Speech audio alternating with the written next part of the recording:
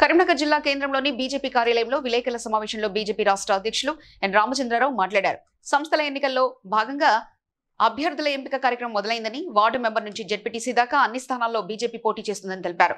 Congress BRS పార్టీలకు ఓట్లు అడిగే అర్హతే లేదన్నారు. జరగాలి, అది రాజ్యాంగబద్ధం జరగాలి, జరుగుతాయి, జరగాల్సిందే. ఆ నమ్మకం మాకు ఉన్నది.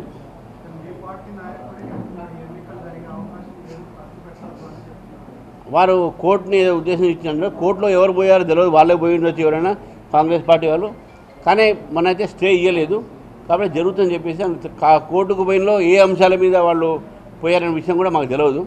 ఎందుకంటే నేనైతే రాజ్యాంగబద్ధమైనటువంటి ఏ బాధ్యత అయినా కూడా ప్రభుత్వం వారు దాన్ని ఆ ఒక రెస్పాన్స్ తీసుకోవాల్సి ఉంది. అది వారి బాధ్యత. ఆ బాధ్యత తీసుకొని